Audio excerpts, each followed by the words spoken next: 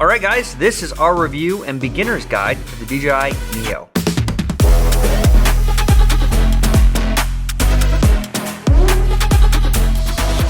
Neo's a pretty small drone here. It's little, ducted, almost a whoop, you know? Prop guards do come off. It's also got a couple different intelligent flight modes. It's pretty cool for the size and what it is and how much it costs. Before we get into that, let's talk a little bit about some expectations. I expected so much more out of this thing. I was personally disappointed. That doesn't mean you have to be. So realize that for $200, you're not going to get a Mini 4 Pro. I was hoping for the next line or the next drone in the line of the Mini series, and that's not what we got. And that's okay. Having flown it, having played with it now over the last week or so since we got it at Commercial UAV Expo from DJI and from Vic Moss. Special shout out to Vic. Thank you for giving us this drone before you've had a chance to actually play with it a ton. It's a really cool drone, and it's going to be a really great drone to get anybody interested in drones. If you've already got a Nevada and you've already got a Mavic 3 Pro, I don't know that you're going to get a ton out of this drone unless you want to fly over people. All right, let's talk about some of the kits. Now, if you have looked on DJI's website, you're going to notice that the Neo does not come with a controller. So if you already have a controller, that's great. You're going to need a DJI RC N3. Came with the Air 3 or the Mini 4 Pro. Or you're going to need a DJI RC2. So that's the one with the screen. Or if you want to fly at FPV, you're going to need goggles and a motion controller, or you're going to need goggles in the DJI RC FPV3. There's also options to fly it from your phone. There's a fancy little control pad we're going to take a look at in a bit, where you can actually fly it with nothing, just the drone and a battery. You can fly it, and then your phone can also do voice control. So you've got a bunch of different ways you can actually fly this thing, and I think that's really cool. I'm glad to see that DJI is taking all of these controllers people have. So let's get into talking about the actual aircraft. This thing is small. It's 135 grams without anything on it. We've got ducted props here. Like I said earlier, we can take off these propeller guards. They're pretty easy to take off here. Now DJI says that with these guys on, you lose about a minute of flight time. Flight time's not great to begin with. Beware. If you purchase this, it's not going to be a 40-minute flight time. I believe the advertised flight time is 18 minutes without the prop guards and 17 minutes with the prop guards. We've got a 1-axis gimbal on here, and it is stabilized electronically as well. Footage is pretty good coming out of this thing. We have noticed that it does not do great in high winds, which we're getting a ton of, but it means that this 1-axis gimbal is not doing as well as some of the others with 3-axis gimbals. We've got our battery here on the bottom, a couple of little IR sensors here on the bottom that help it determine where it is. Now you'll notice this drone has no obstacle avoidance on it. It does pretty good in active track, avoiding obstacles. It actually uses the camera here in the front to sense what's in front of it and then plans its route based only on that one camera. And as we mentioned earlier, this thing is compatible with so many different controllers. We've got a cell phone to start, obviously no controller, the RC2, the RC N3, the FPV3, the motion controller 2, I believe, and then it's obviously compatible with the goggles 3 as well. So it's pretty awesome that DJI did this and made it compatible with so many different things. We think that's really a plus of this drone, is that you can buy just the drone, and if you have another controller, great. If you're just getting into this, you can fly off the Fly app on your phone, just like you had a controller. So pretty awesome. All right, let's talk specs and compare this guy to some of the others. So comparing specs, we're going to compare it to the Mini 3, Mini 4 Pro, and the Air 2S actually. It's old, yes, but there's still a ton of people that are flying the Air 2S. This guy is definitely the smallest. The Air 2S comes in at 595 grams. It's going to be the biggest on our list. The Mini 3 and the Mini 4 Pro are between 249 and 279. The Neo is 135 grams. Now, what it makes up for in size, it does not make up for in its endurance. You can see that it is has the least endurance of all of the drones at 17 minutes with the prop guards and 18 minutes without the prop guards. There is no zoom camera. There's no second camera at all, in fact. There's not even digital zoom. And it also comes with the smallest camera size that we see on any of these. It's a 1/2 inch CMOS sensor and it's only 12 megapixels. So a little bit more about the Neo's camera. The aperture is f/2.8. It shoots single photo mode only. It does have timed photo as well. Otherwise, it's single photo and video only. There are no other modes. There's no pano, there's no hyperlapse, there's no 360 shots, there are no master shots. It's very limited in terms of its camera capabilities. Our max video resolution is 4K 30, and for transmission, the manual actually doesn't say if the Neo is using O4. It just says that it uses Wi-Fi and Bluetooth. So I'm going to assume that when we connect it to the controllers, it's using O4, because the video is pretty good when you connect it to those guys. When you connect it to your phone, though, I do think it just uses, standard Wi-Fi and Bluetooth, not necessarily OcuSync, and you're much more limited in your range and your actual transmitted video there. All right, so let's talk about our testing a little bit. First thing that we tested was flight time. Now this guy's battery, it's here on the bottom, pops out. It is a 1435 milliamp 2S, so pretty small. It's lithium ion, so it's good. It's not super punchy, but you still have a good lithium battery in there. For our testing, we came out with a max flight time of 14 minutes and 45 seconds. Accounting for density altitude, we were flying at about 7,900 feet. We got pretty good flight time. That was just over 85% of that 17 minutes. Even if it says, yeah, you only get 17 or 18 minutes, we got almost 15 out of it, and it's only advertised 17. So great job there for the Neo. Not so great job is the noise. A swarm of angry bees. There's no other way to say it. It was 90 decibels from about a foot away and 70 decibels from about 10 feet away. It's not something you're going to go and be discreet with. It is loud. It is obnoxious. It is like, what is that thing that's annoying me over there? It's very much like a standard whoop where it's loud. So know that going in, and know that if you want to be discreet or something like that, a Mini 3 Pro, Mini 4 Pro, and probably an Air 3 or a Mavic even is going to be quieter than this guy. All right, we've already talked quite a bit about the controllers. Now we're actually going to go to the field. We're going to fly with each controller, and we're going to show you guys the settings that are available with each one. We're going to show you what you can do, what you can't do, where there's limitations, because there's so many different types of controllers that we think it's better to just do it that way rather than stand here and tell you about it all. All right, guys. First thing we're going to start off with for the controllers is no controller. Now, DJI calls this manual mode. It's an important distinction to make, that manual mode here is not manual mode like they've used on all their other drones. You'll notice in this review and beginner's guide, we have said acro mode only for the unstabilized mode you're going to fly FPV later. Manual mode, according to DJI on this, is without a controller. So we power it on the same way. It's this button on the back here.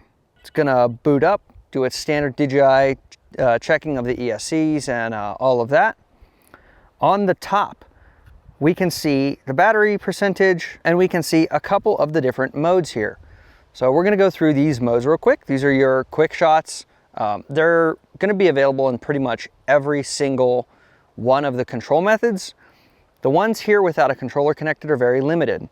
So we can adjust them on our phone, but by default they're medium length, which means you're only going to be able to fly about 20 feet from you at any given time. So you can select these here, and I'm going to put it up to the mic so you guys can actually hear them saying the call out. Droney, circle, rocket, spotlight, direction track, follow.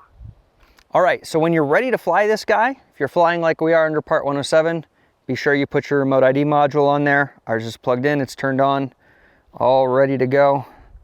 It's on there. And now, to take off, we're just gonna press and hold this front button for about 2 seconds, and it's gonna give us a call out that's going to tell us what mode we're in, how close it's going to be, and then it's gonna count down, and that countdown is before it takes off. So for this one, we're gonna do a follow. I'm gonna press and hold. Close. Follow. 3, 2, 1. And there you go, now it's following me. And so when you're ready to land, you stick your hand underneath of it, and it'll land and disarm in your hand. All of the other modes are gonna be very similar, so if we do the Droney next, I want to point the drone in that direction, so it's going to fly that way, away from the trees and stuff we have in the creek here. 4 meters. Drone. 4 meters. 2. So this guy's only going to go up a little bit, and then it's going to come back.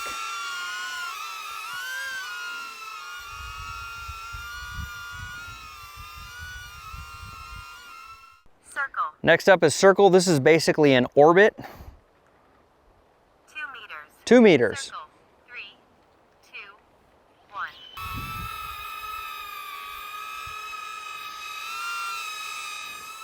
So again, we're flying this with no controller. That's why it's so limited in space, limited to the distance around us. And an important note with these smart modes is that it's recording each time to the internal storage. It's not telling you it is. They're on here. And it's also not going to warn you if it gets to low battery. So when you bring it back, be sure to just double check that battery on top.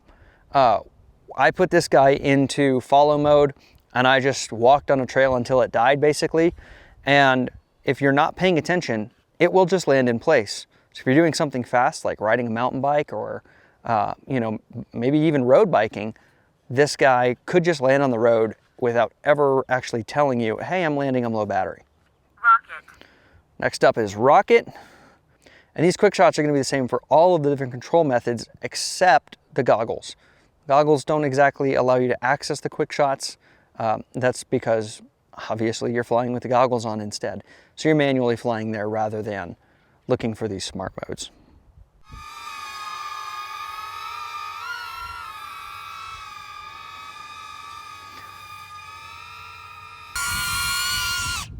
Not optimal to use in wind, for sure. Spotlight.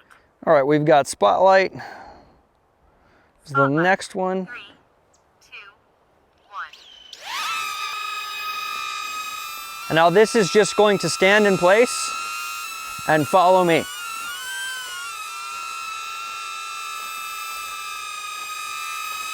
Pretty simple. If I move away, it still stays there. And when I come back, and if I were to walk up really close to it, it's not gonna move. So if I walk up really close to it, it's not gonna move. Not sure if you could hear that on the audio, because this thing's super high pitched, but spotlight's basically just gonna stay wherever you put it. It's gonna track you around, but you're not actually going to get a follow like the follow mode. And last of the modes with no controller is direction track. And now this should basically just take off and follow you kind of in the same direction rather than the active track where it's always going to stay behind you or always stay in front of you and follow your movements. This is going to be more like a to the side type shot. Close. Direction track. 3, 2,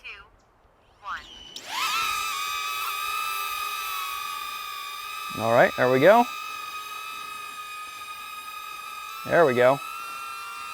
So you can see it's staying roughly right there as I'm walking away. And it'll come towards me. And if I stop and walk back some, it's gonna keep going. It's just staying in this spot right here.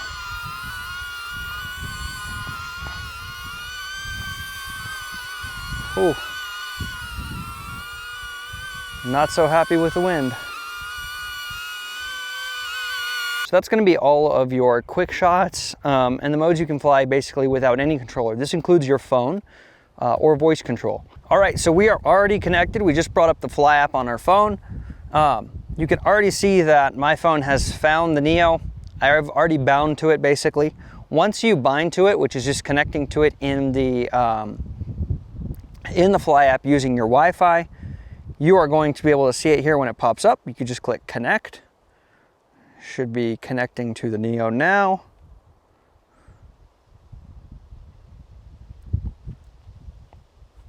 It's going to give me some warnings here. Fly in open areas, avoid water obviously because there's minimal sensors on this guy. Avoid large drop-offs, again minimal sensors, and then follow the rules. Got it. We know how that goes. Point the camera at your face and press and hold the mode button to take off. We're going to skip the tutorial. And there we go. Now we can see the camera view from the drone. We have a couple different modes here. We can select all of our different modes that we want to do. we have our voice control here, which I'm not going to tell it to do anything just yet. We can click start and that's going to take off, and then we can land here and we have our questions. We have some settings. If you want to change your camera settings or any of your quick shot settings, you can do it all here. We can also do our calibrations, do our control, see our, we can see the aircraft name, your app information, your serial number, all of that jazz that we're used to. All of the quick shots are basically the same. We just have a little bit more freedom now because we're connected to something else we can control it with. So when you're ready to take off, you're just going to press and hold this takeoff. It's going to take off there. And now we basically have sticks. So I'm going to move this guy a little bit, just so hopefully you can hear me a bit better here. All right, so these sticks work very similar to how you are used to sticks working. So, you know, we can climb here, we can descend here, we can yaw left and right, we can move forward, backwards, roll left and right as well. So it's really cool. You can basically, without a controller here, you could do a fairly simple orbit just looking at your phone. So we can try to find something a little bit more interesting, like maybe the lake back here. And we can do a nice little orbit of the lake without actually having a controller, just off of your phone. Now your range here is limited on your phone because obviously you're not using an OcuSync or anything like that. You're just using Wi-Fi and Bluetooth connection from your phone to the Neo. So keep it close. Don't do anything super crazy with it. I think that DJI's max range on this is about 1,000 feet. I don't even know that I'd push it that far. I would try to keep it probably within 100 feet or so. All right, so now for manual control, the last couple things we really want to talk about are the button up here, which flips between your video mode and your photo modes. Take a photo there. Likewise, we can swap back. We can start recording video. Can do a nice little, maybe a reveal a bit of the lake here. And then there's also the option to record any sort of audio from your phone. There we go, I think that's good. So that's gonna be right here. The button on the right-hand side of the record button or the shutter button is gonna be to record audio from your device as well. Okay. Up here in manual control, you can see this is where we have all of those different quick shots that we can decide which one we want to use. Now you can start these before you actually take off. So you could bring it back, you could start it with it already tracking you basically, and then take off and it's gonna follow you very much like the mode without anything, without a controller or your phone. And then you can adjust those distances as well. So if we went in here and we did follow mode, you could see that it automatically highlights me. I can select myself, click start, and now it's following me. So these are gonna be very much the same sort of maneuvers. I'm not gonna go back through all of them over again. I'm actually just going to stop. I'm gonna have this guy come and land. All right, so when you switch from no controller or your phone controller to an actual controller, you are gonna have to rebind the Neo. So here we're binding it to the RC-N3. It's the same as any other DJI. We're gonna press and hold. For 4 seconds, it's gonna beep. There we go. And now basically with this controller, you have unlocked the full capabilities of the drone as a camera drone. Now you're not gonna be able to use this as an FPV drone so much, or unlock acro mode or anything like that until we actually put the FPV3 controller in there instead. So we're gonna take off real quick. And now this is gonna be my preferred, is controller with the sticks. But we have all of our standard DJI access here. It's quite a bit more responsive, it's a bit quicker. We can put it into sport mode and it goes much faster. And you can get any of those shots you want that you can normally get with any other DJI drone. So with this controller, you're gonna have all of the standard functions you have on any other DJI drone. So we're gonna be able to move our gimbal up and down much more easily. We can activate any of our quick shots by just going in here and then selecting which one you want. You can actually see the photo mode here and change from auto mode to pro mode. You can also select time shot if you want to, and access your video. So this is just like every other DJI drone. So is the RC2. You don't lose or gain any functionality changing between the RCN3 and the DJI RC2. So next up, we're gonna cover the FPV controllers and the Goggles 3. All right, one of maybe the most fun ways to fly the Neo is with the goggles and the FPV controller. Now this is gonna allow you to go and flip it into full manual or acro mode. Again, I'm not gonna use the manual mode because they call just the drone itself manual mode. So I'm gonna put this guy down and take off. It's just like flying basically the Avata or any other FPV drone. You're gonna be able to put it in sport mode, put it in normal mode, or throw it into acro mode if you are familiar with the acro. And you're gonna be able to actually fly it fully manually. It's important to note that while there's no obstacle avoidance, this guy does a pretty good job of active track and not running into things. In the acro mode, if you do not control the drone and it hits something, you may break it. So just be aware of that prior to putting it into acro mode if you're not familiar with that mode. We're gonna take off in normal mode here, and then we can switch it into sport mode. You can see it becomes quite a bit more responsive here. And then I'm not gonna do anything crazy in manual mode because I prefer to sit down when I fly manual mode. And I'm gonna bring it back over here and land it. Obviously, I didn't go through a ton of settings here for FPV, for the goggles and stuff like that. That's by design. You're not taking the goggles out. You're not gonna take your goggles on a hike or something and fly this thing as a camera drone. It's an FPV drone. If you wanna do that, don't buy the goggles. You're gonna waste a bunch of money. Buy the RCN3 or the DJI RC2 instead. Now, last but not least, we're going to get into the motion controller, which not my favorite, but a lot of people love it, and it's great for getting into flying FPV. It's not gonna unlock the full potential with the acro mode on this guy, but you're still gonna be able to fly around manual, and DJI's Easy Acro is included in this guy. So you can still do a lot of the easy acro stuff with the motion controller. So with the motion controller, wherever you point it is where it looks. So this is a pretty cool way to, there we go, to look in different directions where you can actually look around. And you can, well, there we go. Okay, so you can look around here, and then when you find a direction you want to go in, you're just going to pull on this trigger some, and it's going to start to fly forward. So it's a good way to get kind of into FPV in a manner that's pretty intuitive. And it goes pretty quick as well. So, oh, there you go. You can see that we're low battery. I am going to let it come back and land. Our RTH is going to happen in 5 seconds. 3, 2, 1.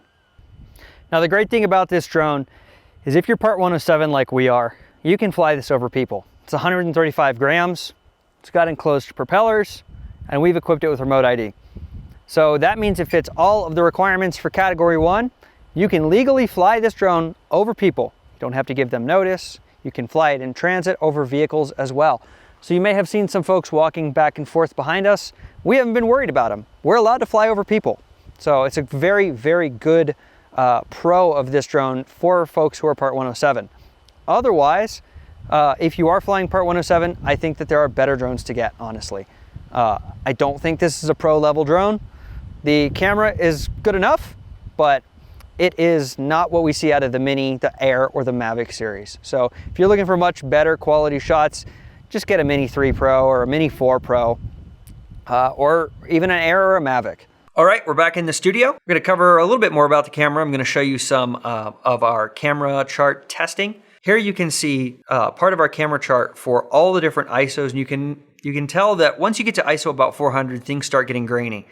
I don't know that I would push this guy past 1600, just because the grain starts to get really, really obvious, and then 6400 it's just super grainy. It's obvious that you're very high ISO with this one. We're also going to take a bit and compare the Neo's images on our camera chart as well to the Mini 4 Pro. All right, here you can see the Neo and the Mini 4 Pro at 800 ISO.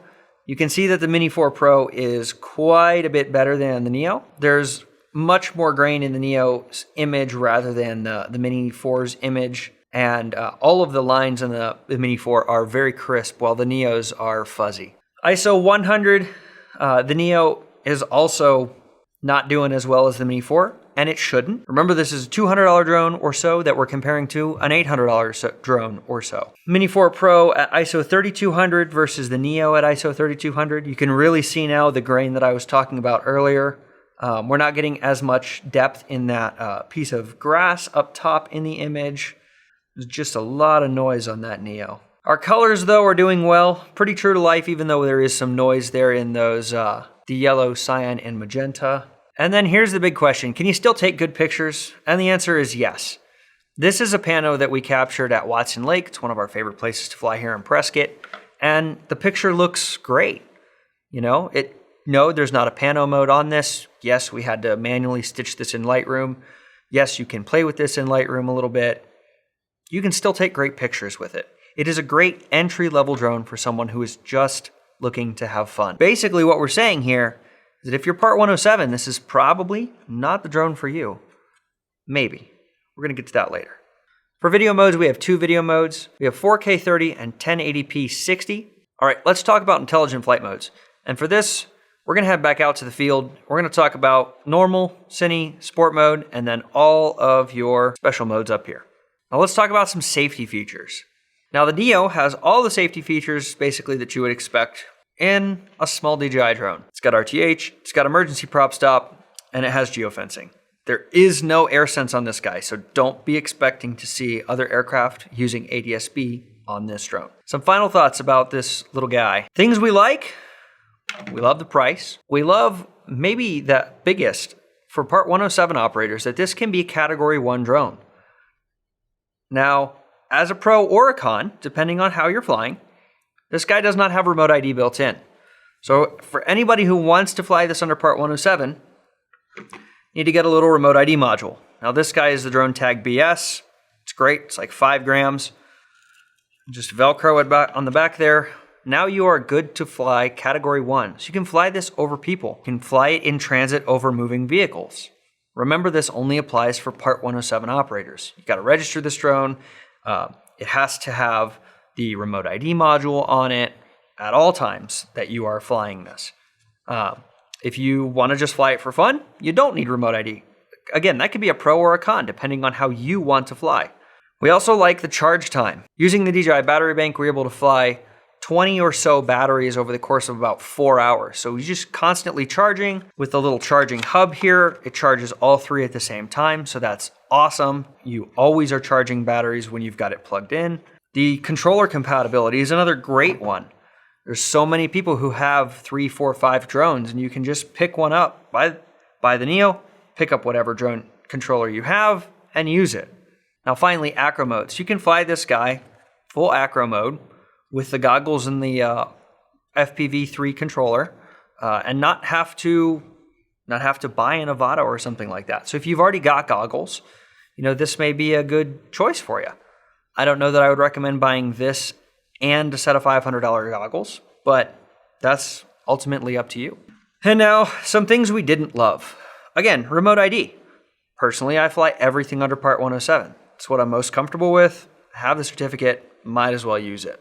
I'd prefer that it has remote ID in it, personally, because then I don't have to go buy another $100 module to do that. We don't love the shorter flight time, but it makes sense, right? It's a smaller drone. It's designed for a different audience than the prosumer or, you know, potentially pro level folks who are going to buy the Mini 3 Pro or the Mini 4 Pro. Minimal stabilization. Again, smaller drone, cheaper, lighter. Lower wind tolerance. This really becomes an issue if you live somewhere like we live in Arizona, where it's not uncommon for us to have winds like today, where they are gusting 45 or 50 miles an hour. You can't fly this guy in that. It literally just gets taken away. Doesn't matter if you put it into manual mode and try to bring it back, it doesn't come back. We don't love that when you're using a follow mode without a controller on this guy and it runs out of batteries, it doesn't warn you. It just lands. There's no beeping coming from the drone. We actually saw earlier the drone will talk to you when it's not on. It doesn't give you any callouts or anything until it has landed. So if you're on a bike or something, be really cognizant of your flight time because if it's following you, it may land. And if you're downhill mountain biking, you may leave it a quarter mile up the trail. Another thing we didn't love is that the max altitude listed was 6,500 feet. Here in Prescott, we're at about a mile high. So that doesn't give us a whole lot of room to go up into the mountains and fly. Now, with that being said, we did fly it at 7,600 feet, so 1,100 feet more than they say it can fly. And it still flew. It still carried a remote ID module on it. So it does well there. But just beware if you are someone who lives in, like, I don't know, Breckenridge, Colorado, and you are at 9,000 or 10,000 feet, that this may not actually fly up there. And then the last thing that we don't love is that there's no obstacle avoidance. Now, personally, for me, this isn't an issue. I don't like obstacle avoidance anyway. But I know for you guys, this is a big thing that a lot of you look for in a new drone. It still does really well in active track, but if you are manually controlling it, you will very easily put this thing into a tree, especially if there's wind around. All right, guys, hope you enjoyed our review. If so, leave a like down below. If you have a question, leave it in the comments down below and we will answer it. See you in the next one.